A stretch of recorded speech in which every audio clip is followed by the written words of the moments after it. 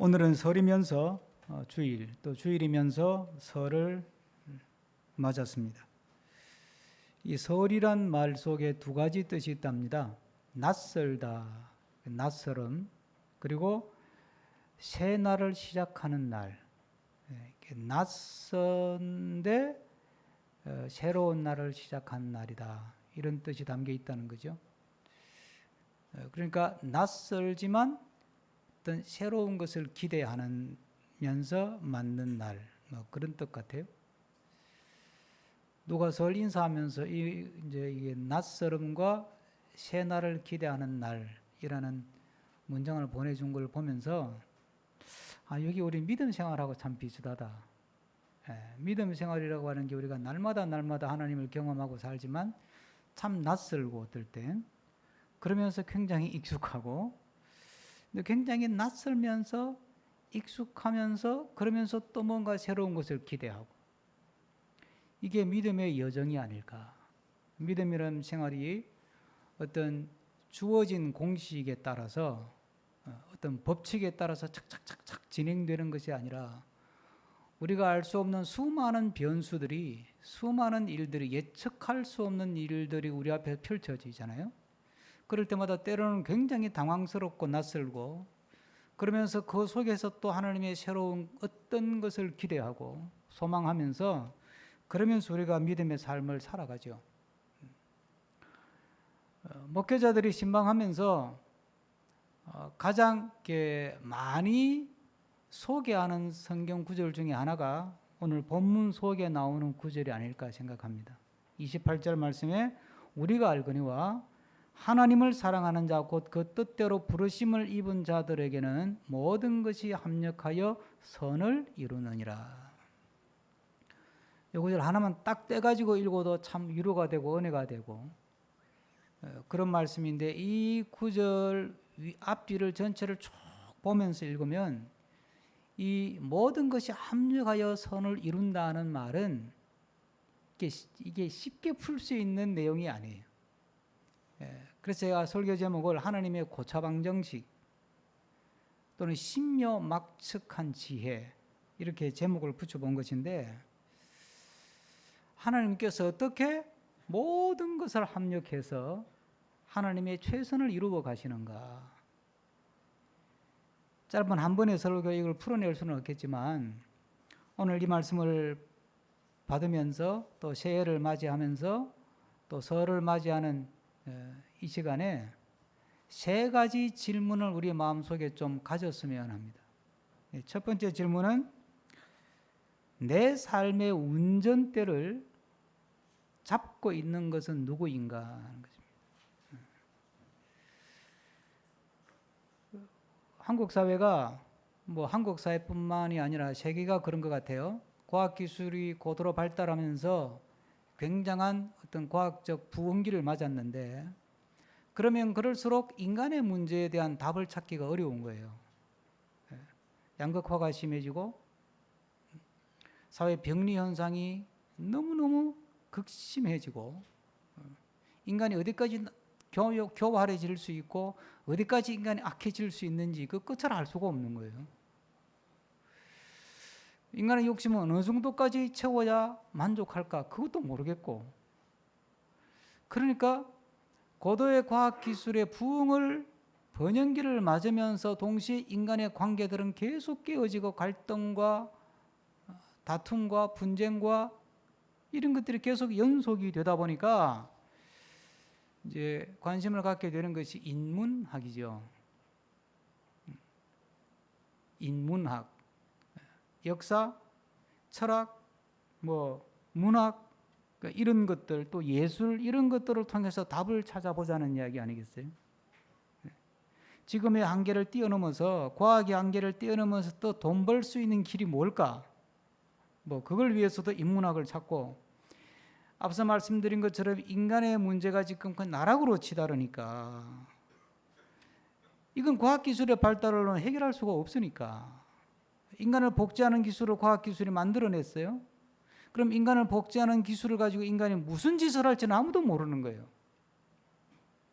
AI 기술을 인간이 또 너무너무 똑똑해서 AI 기술을 만들었어요. 그럼 그 AI 기술을 가지고 인간이 또 무슨 못된 짓을 할지 아무도 모르는 거예요, 이게. 이게 인간에게 희망을 줄지 절망을 가져올지. 그래서 미래학자들은 인간의 미래는 유토피아일까? 아니면 지옥 같은 디스토피아, 파괴로 가는 것일까?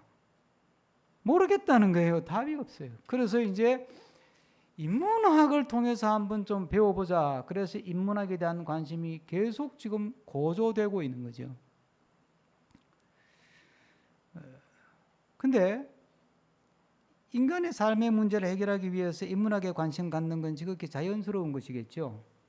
그동안은 인간을 소외시키고 인간을 배제시키고 그저 돈. 그렇죠?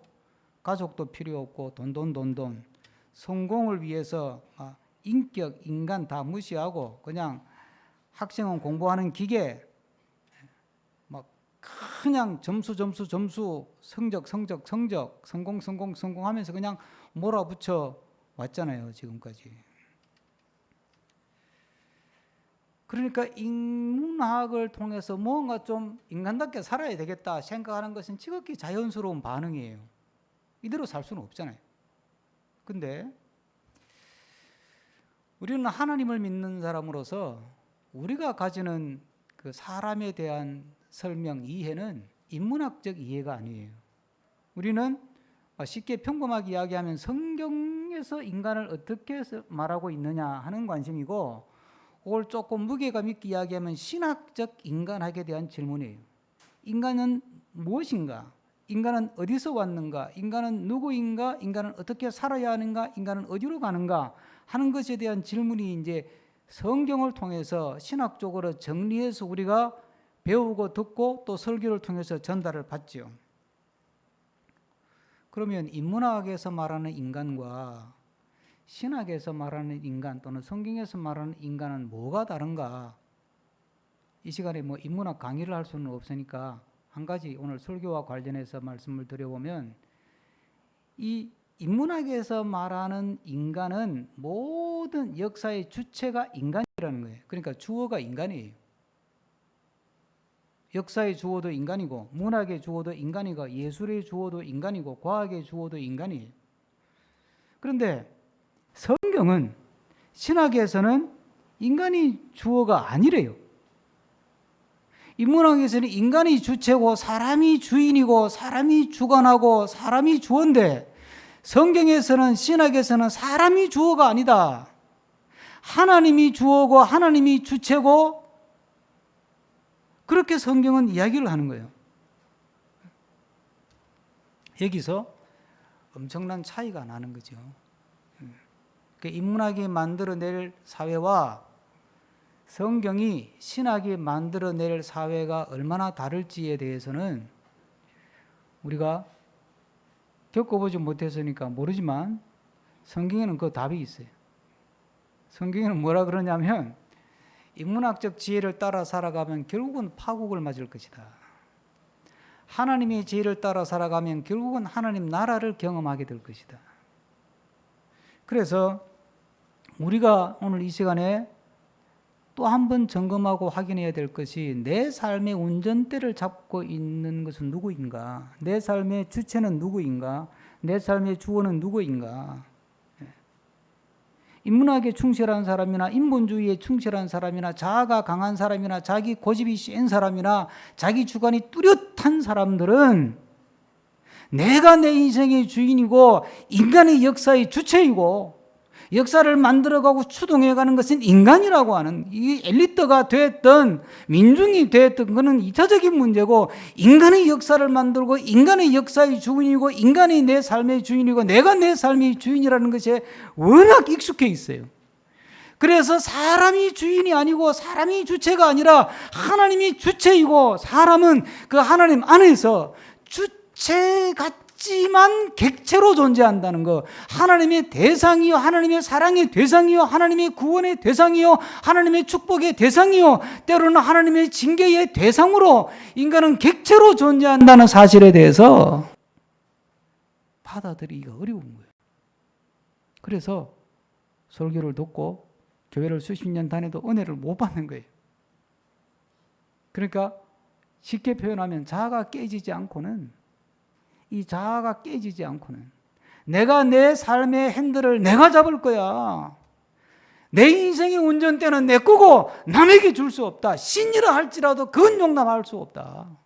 신은 그냥 내가 운전 잘하도록, 내가 내 꿈 꾸고, 내가 내 계획을 가지고 내 야망을 이루고 나아갈 수 있도록 신은 옆에서 도와주고 보호해주고 그냥 바람막이가 되어주면 되는 정도지, 내 삶이 너무 깊이 개입하려고 하지 마세요.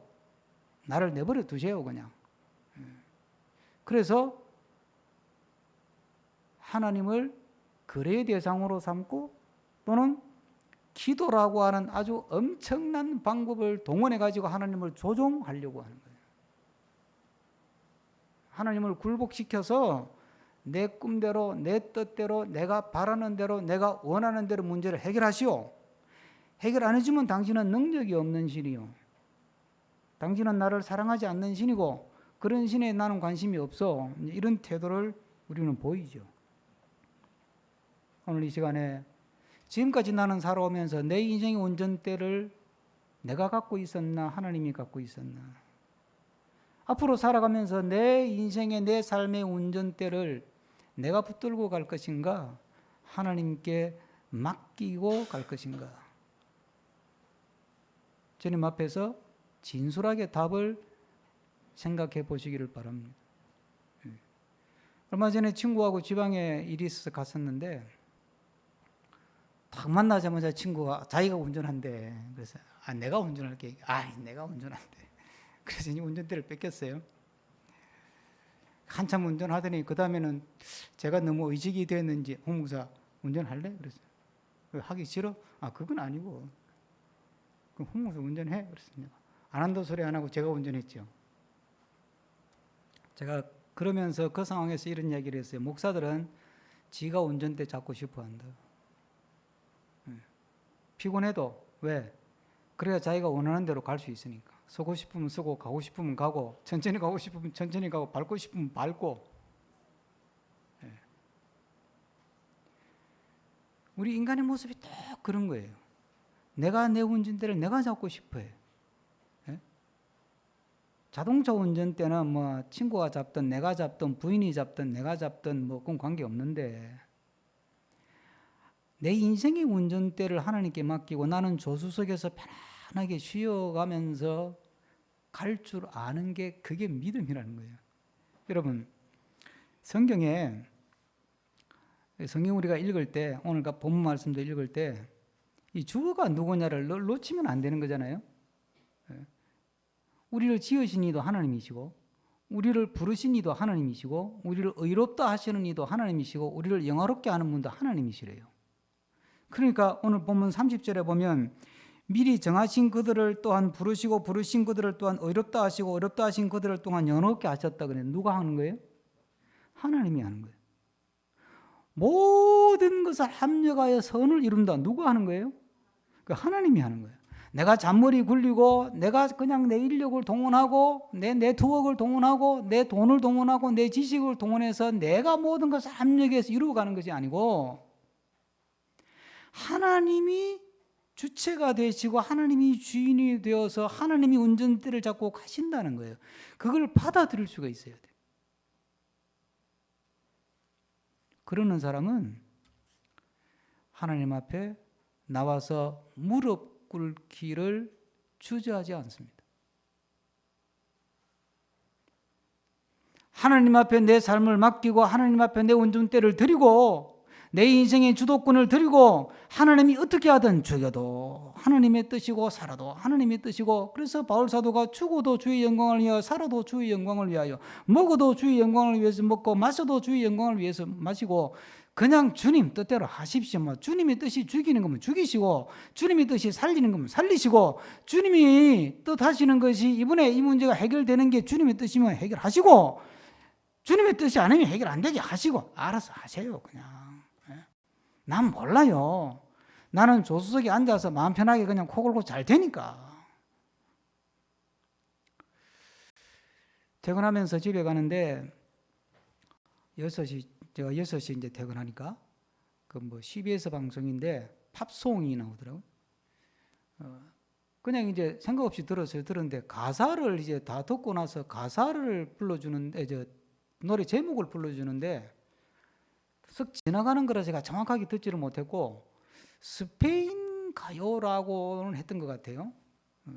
근데 그 제목의 뜻을 풀어주는데 스페인어는 전혀 모르니까 무슨 뜻인지 모르는데 제목을 풀어줘요. 그 아나운서가 당신 안에서 길을 잃고 싶습니다 라는 노래였대요. 제가 그 제목을 딱 듣는 순간 저게 바로 우리가 주님 안에서 사는 삶의 자세다. 주님 안에서 길을 잃고 싶습니다. 주님 안에서 내 길을 가는 것이 아니라, 주님 안에서 내 길을 고집하는 것이 아니라 주님이 이끄시는 대로 주님께 모든 것을 드리고 주님께 모든 것을 내어놓고 주님께 주도권을 드리고 그냥 주님 안에서 길을 잃으라 그러면 잃고, 길을 가라 그러면 가고, 산으로 그러면 산에 가고, 바다로 가라면 바다로 가고, 그냥 주님 뜻대로 하옵소서. 이것이 우리가 살아가는 성공의 비법이라면 비법이요, 비결이라면 비결이 될 수 있기를 축복합니다. 두 번째 질문은 뭐냐면, 내 삶이 내 뜻대로 되지 않을 때, 합력하여 선을 이루시는데 내 삶이 내 뜻대로 되지 않을 때, 실망스러울 때, 그때도 하나님을 신뢰할 수 있는가 하는 것입니다. 내가 얼마나 큰 문제를 만났느냐, 내가 얼마나 정말 억울하고 분하고 원통하고 막 까무러칠 정도의 끔찍한 일을 겪었느냐보다 더 중요한 것은 내가 그 냉혹한 현실 가운데서도 하나님을 신뢰할 수 있는 믿음을 갖고 있느냐 하는 것입니다. 절망적인 상황에서도 하나님을 신뢰하는 믿음을 갖고 있다면 그 절망은 더 이상 절망이 아니에요. 그래서 절망 중에도, 고난 중에도, 환난 중에도, 소망 중에 즐거워할 수 있게 되는 줄로 믿습니다. 우리가 믿음으로 살아도 삶이 고달픈 건 피할 수가 없어요. 이태원 참사에 희생당한 사람 중에 참 믿음 좋은 자매가 하나 있었더만요. 제가 기사를 주시면 읽어보고 마음이 많이 아팠어요. 그 부모님은 얼마나 끔찍할까. 굉장히 믿음이 좋았더만 그 자매가. 여러분, 여러분이 그런 집에 가서 신방을 갔다고 생각을 했습시다. 조문을 가든지. 그러면 그 부모들한테 부모님하고 마주 앉아서 뭐라고 말하실래요? 여러분 같으면 다 하나님 뜻이 있어요. 낙심하지 말아요. 여러분, 그런 소리 하지 말아요. 함부로 쉽게 하는 말이 아니에요. 그 믿음 좋은 말이 아니에요.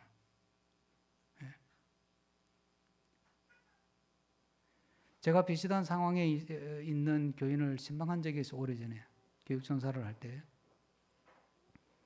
그 남편이 갑자기 돌아가셨는데 낙심을 해서 어머니가 교회를 안 나오셔요.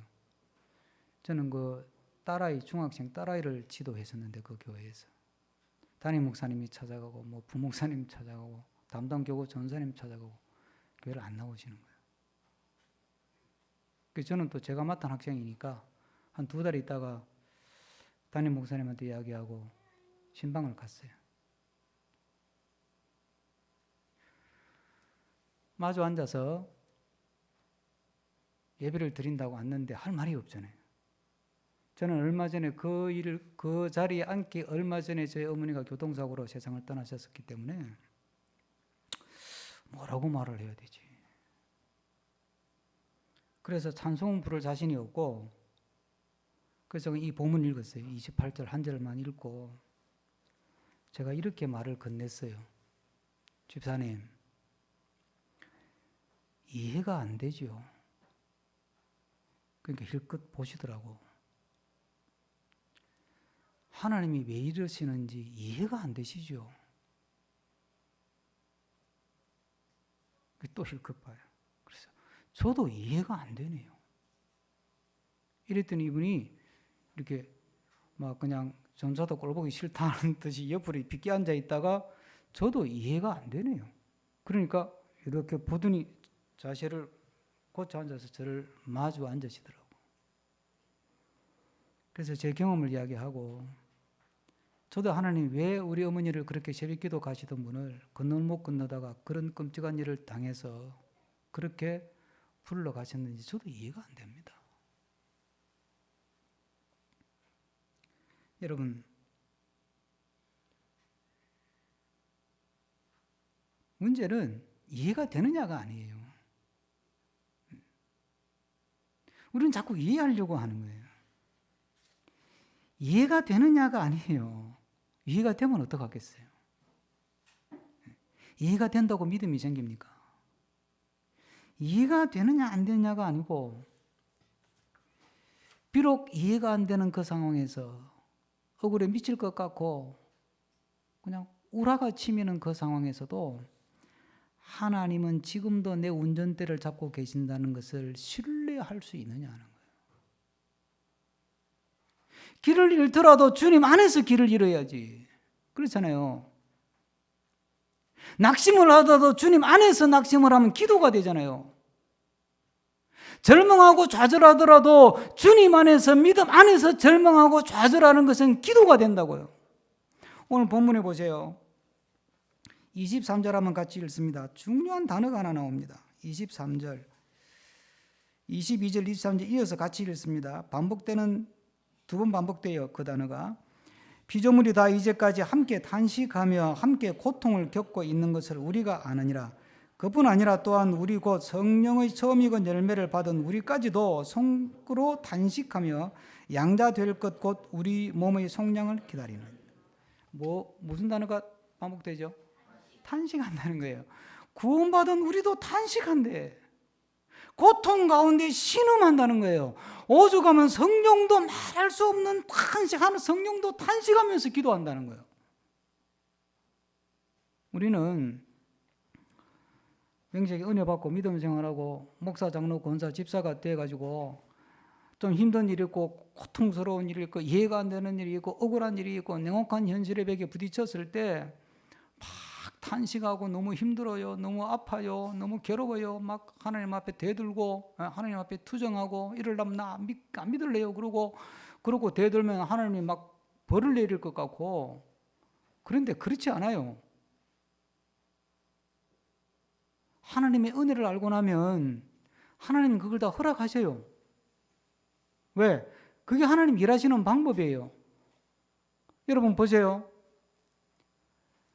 이스라엘 백성들이 광야에 40년 고생하잖아요. 그렇죠? 이스라엘 백성들이 애굽에 나와가지고 바로 그냥 가나안 땅에 들어갔으면 주변의 모든 나라가 박수를 치고 환호를 보냈을 거예요. 이야, 위대하신 여호와 하나님, 저 신을 믿어야 된다. 다 달려들었을 거예요. 40년 동안 무슨 소리 들었어요? 저희들 저거 예수 믿고 하나님 믿어가지고 뭐 나아진 게 별로 없네. 예수 믿고 뭐 팔자 고친다 그러더니 팔자 고치기는 고사하고 애굽에서 밥그릇 걷어차고 나와가지고 쫄쫄 굶고 앉아있네. 그렇게 40년을 보내는 거예요. 백성의 고생도 고생이지만 여러분 하나님 입장에서 생각해 보세요. 왜 하나님이 그 모독을 당하고 왜 하나님이 그렇게 조롱을 당하고 왜 그렇게 수치를 당하면서 참습니까? 하나님이 부끄러움을 견디시느니라 말씀하시잖아요. 예?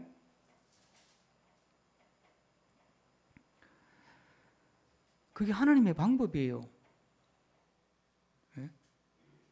그게 하나님이 일하시는 방법이라니까요. 하나님의 은혜의 세계 속에서는 고난이 일어나고 십자가가 일어나고 아픔이 일어나고 고통이 일어나고 실패가 일어나고 절망이 일어나는 거예요.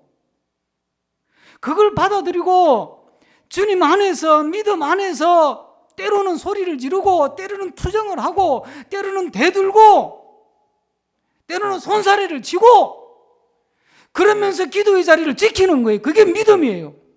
그게 시편의 이야기라니까요. 다윗을 봐요. 왜 하나님 믿습니까? 언제까지 기다려야 됩니까? 내가 언제까지 참아야 됩니까? 이 꼴을 당하고. 하나님 도대체 뭐 하시는 거예요 도대체? 그렇게 되돌잖아요. 욥을 봐요. 욥을. 내가 뭘 잘못했습니까? 내가 뭔 죽을 죄를 지었습니까? 내가 무슨 벌받을 죄를 지었습니까? 왜 나를 이렇게 힘들게 합니까? 괴로워 죽겠는데. 믿음 좋다는 친구들은 와가지고 염장이나 지르지. 지 믿음 좋다고 회개하라 소리 나지. 내가 그냥 아무리 지어짜도 더 이상 회개할 게 없는데 뭘 회개합니까 내가? 어쩌라고 해 나보고. 욥은 끝까지 그러잖아요. 하나님이 그걸 봐주잖아요. 여러분 탕자의 비유를 보세요. 하나님이 탕자의 비유를 통해서 주시는 메시지가 뭐예요? 사랑인데 왜 아버지가 그 사랑하는 아들을 찾아가지 않았을까요? 개포동의 교회를 시작할 당시에 제가 종로가에서 개포동 그 공사할 때 왔다 갔다 할 때 그때 저는 처음 봤어요. 이 경부고속도로 초입에 딱 들어서면 딸 찾는 배너 광고가 붙어 있어요. 지금 세월이 얼마예요? 그때부터 붙었다고 해도 세월이 얼마예요? 그건 20년이 다 지금도 붙어 있어요 그게. 아니 딸을 그렇게 사랑하니까 찾잖아요. 프랭카드도 붙이고 광고지도 돌리고 뭐 텔레비도 나왔다 그러더라고. 찾아갈 거야 될 거 아니야 이게. 아들을 그렇게 사랑하면 아버지가 찾아 나서야지. 종들을 풀어가지고 아들 찾아라 뭐하냐 너희들. 얘 분명히 돈 떨어져가지고 지금 고생하고 있을 거다 뻔하다 이거. 이제는 더 이상 내가 속이 타서 못 기다리겠다. 빨리 나서라 빨리. 사방으로 가서 빨리 아들 찾아봐라 어떻게 됐는지. 밥은 제대로 먹고 있는지 몸은 제대로 건사하고 있는지 좀 살펴봐라. 왜 안 그럴까요? 왜 문 앞에서 문만 활짝 열어놓고 올 때까지 기다리기만 할까요? 아버지는 그 고통을 참는 거예요. 왜? 아들이 지가 깨닫고 돌아올 때까지. 아들은 자기 입에서 아버지 품이 그리워질 때까지 그 고통을 겪어야 된다니까. 고통도 겪기전에 불러 앉혀놓으면 또 뛰쳐나갈걸? 내가 잘났고 내가 잘해서 이만큼 올랐었고 이만큼 잘 살고 이만큼 성공했다고 또 자랑할걸? 하나님은 우리가 성공하더라도 제가 지난주에 말씀드렸죠. 성공을 하더라도 자랑할 게 없도록 성공을 시켜요. 그냥 감사할 것만 있도록 만드시는 거야 그냥. 정말 성공해서 정말 잘 돼서 막 기적같이 일어서서 위기를 극복하고 대단한 성공을 이루었어요. 야 비결이 뭐예요? 그러니까 몰라요. 그냥 하나님께 감사할 뿐이죠 뭐. 그 말밖에 할 게 없도록 만든다니까. 그게 하나님이 주시는 성공이에요.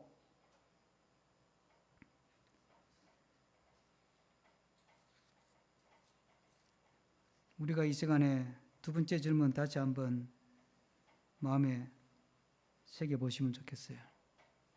일이 내 뜻대로 되지 않고 내가 원하는 대로 되지 않을 때도 나는 하나님을 신뢰하는가? 하나님이 내 삶의 운전대를 잡고 계시고 하나님이 내 삶을 지금도 인도하고 계신다. 그 하나님은 광야에 길을 내시는 분이고 사막에도 강을 내시는 분이고 슬픔을 바꾸어서 찬송이 되게도 하시는 분이다. 그 하나님이 지금도 나를 붙들고 계신다. 그걸 신뢰하는 거야. 때로는 삶이 너무 힘들면 하나님이 안 보이는 거예요. 그런데 하나님은 안 보일 때까지 우리를 몰아붙이시오. 그래서 뭘 원하시는 거예요? 눈에 안 보여도 결국은 믿을 수밖에 없도록 만드는. 본문 말씀이 그러잖아요. 23절에 25절에 만일 우리가 보지 못하는 것을 바라면 참음으로 기다릴지니라. 세 번째 마음에 한번 새겨볼 질문은 실패와 탄식이 하나님이 일하시는 방법이고 그 고통의 현장이 하나님이 일하시는 현장이라는 사실을 믿는가 하는 것입니다. 예배 시간이라 그 영상을 제가 보여드릴 수는 없는데 누가 저한테 보내줘서 너무 기가 찬 영상이라 저한테 보낸 것 같아. 천공이라고 하는 뭐 대단한 사람 있잖아요. 모르시나? 뭐 머리 허옇게 가지고 도살하고 요즘 아주 득세 아주 대단한 사람이 있어. 그 사람이 자기를 따르는 신도들하고 뭐 질의응답하는 시간 같던데 제자가 물었어. 그 모인 아줌마들이. 성경에 보니까 제자들이 예수님 부인 3번이나 부인한다고 하는 내용이 나오는데 그게 무슨 뜻이에요? 그러니까 천공이 뭐라고 하느냐 하면 제자들이 나를 3번 부인할 것이라고 말하는 것은 딱 점을 쳐보니까 점괘가 저 제자들이 나를 버릴 거구나. 점괘가 나왔다는 거야. 점괘가 나왔으면 그럼 어떻게 해야 돼요? 그건 나쁜 점괘잖아. 그러면 그 자리를 떠야 된다는 거야. 그 자리를 떠야 되지. 이게 밀어내가지고 지혜가 없어서 그 자리에 있다가 잡혀가 죽은 거야. 하나님이 지 아들을 십자가에 죽일 것 같냐고. 그 사람이 쓴 문장을 제가 그대로 한번 읽어드리면 아들을 십자가에 갖다 쳐 박을까봐? 그게 아니라는 거야. 근데 지가 바보같이 밀어내가 지혜가 없어가지고 점괘가 딱 나왔다는데 점괘가 나왔으면 도망을 가야지 왜 그 자리에 있냐 이 말이에요. 여러분 이게 우리가 볼 때는 우습지만 안 믿는 사람이 볼 때는 맞는 말이에요. 이게 믿음의 눈으로 안 보면 맞는 이야기지. 제자들이 나를 버릴 줄 뻔히 아는데 왜 그 자리에 있어? 도망을 가야지. 여기 있으면 잡혀 죽을 줄 뻔히 아는데 왜 그 자리에 있어요? 도망을 피신을 해야 되지. 예? 예수님은 제자들 보고 그랬어요. 갈릴리 지경에 있을 때 이제 내가 예루살렘으로 올라간다. 내가 예루살렘 올라가면 저놈들이 나를 잡아 넣을 거야. 그리고 나를 죽일 거야. 그다 이야기했죠, 그죠? 그걸이 이제 이 양반은 뭐 점치는 사람이니까 점괘가 그렇게 나왔다는 거지. 그러면 안 올라가야 될 거 아니야, 그 길을. 근데 올라간다니까. 그러니까 이 양반이 참 하수지. 우리 믿음의 눈으로 볼 때는 하수인 거예요. 응? 그래서 고린도서에 이 양반에게 들려주고 싶은 구절이 있는 거예요. 고린도 전서 1장 23절 24절 제가 읽어드릴 테니까 잘 들어보세요. 아시는 말씀이에요. 우리는 십자가에 못 박힌 그리스도를 전하니 유대인에게는 거리끼는 것이고 이방인에게는 미련한 것이로되 오직 부르심을 받은 자들에게는 유대인이나 헬라인이나 그리스도는 그 십자가는 하나님의 능력이요 하나님의 지혜니라. 하나님의 어리석음이 사람보다 지혜롭고 하나님의 약하심이 사람보다 강하니라. 할렐루야.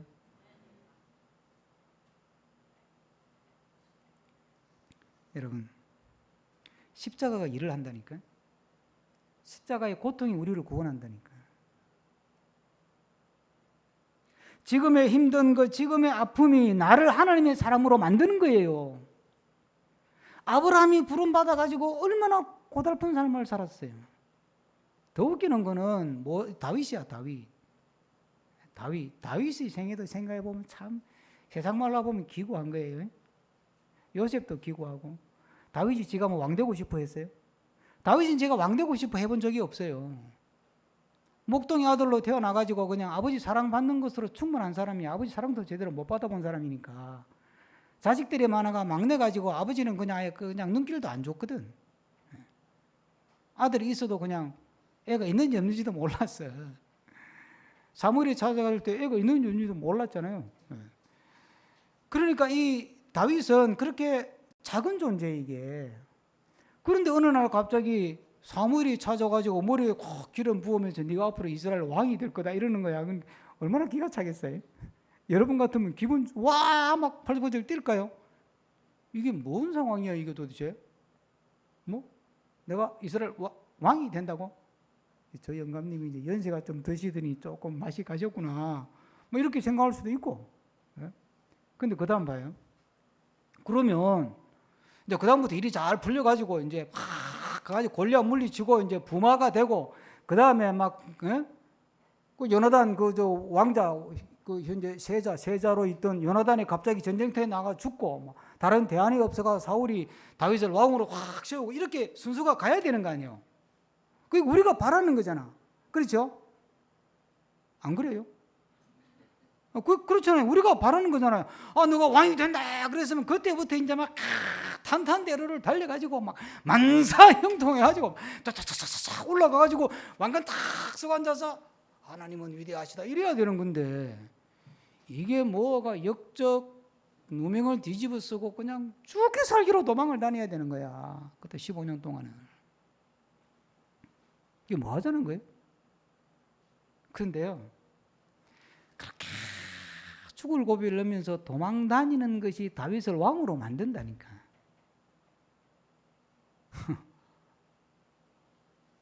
그러니까 다윗이 왕이 되고 나서 지가 한 게 없는 거예요. 저는 그냥 죽기 살기로 도망 다니면서 그냥 이를 악물고 버틴 것밖에 없어. 하나님 언제까지 기다려야 됩니까? 뭐 언제까지 내가 이 수모를 참아야 됩니까? 그러면서 뭐 시간이 없어서 그냥 여기까지만 하는데 요셉도 마찬가지잖아요. 요셉 지가 뭐 총리 되고 싶어 했어요? 그런 적 없어요. 요셉은. 근데 하나님의 최선이 뭐예요? 요셉은 총리 자리에 앉히는 거야. 그래야 이스라엘 불러다가 구원해서 구속사를 만들어 가니까. 그건 하나님의 계획이고 하나님의 로드맵이고 요셉은 몰라. 그냥 괜히 형들한테 팔려가지고 죽을 고생하잖아요. 요셉이 한 게 뭐가 있어요? 버틴 것밖에 더 있어요. 내가 믿음 안에서 그래도 내가 믿음 하나님 붙들고 살아야지 뭐. 아줌마가 유혹해도 하나님 붙들고 살고 억울하게 모함당해서 깜빵에 가도 하나님 붙들고 살고 그냥 하나님 붙들고 사는 수밖에 없지 뭐. 버틴 것밖에 없는 거예요. 그랬더니 어느 날 갑자기 전화 한 통 받고 총리가 되었다니까. 그럼 누가 한 거예요? 내가 한 게 아무것도 없는 게 내가 자랑할 게 없는 거예요. 그냥 총리는 되었는데. 무슨 이야기를 하는 거예요? 십자가가 일을 한다니까요. 십자가의 고통, 십자가의 죽음, 십자가를 지는 것 같은 삶의 냉혹한 현실, 지금의 고통, 지금의 아픔이 하나님이 일을 하시는 현장이요. 그것이 하나님 일하시는 방법이요. 그것을 통해서 하나님은 하나님의 최선을 만들어 가시는 줄로 믿으시기를 바랍니다. 그래서 새해는 이 하나님의 신묘막측한 지혜, 우리 머리로는 풀 수 없는 하나님의 고차방정식 앞에서 괜히 그 안 되는 머리 가지고 풀려고 하지 말고 그냥 주님 앞에 나와서 힘들 때는 힘듭니다. 억울할 때는 억울합니다. 분할 때는 분합니다. 하나님 앞에 우리의 마음을 토하면서 그렇게 하나님 붙들고 하나님이 풀어가시는 하나님의 지혜로운 또 하나님의 신묘막측하신 그 은혜를 경험하고 그 은혜와 지혜로 우리의 삶을 채워가는 또 한 해가 되기를 축복합니다. 기도하겠습니다.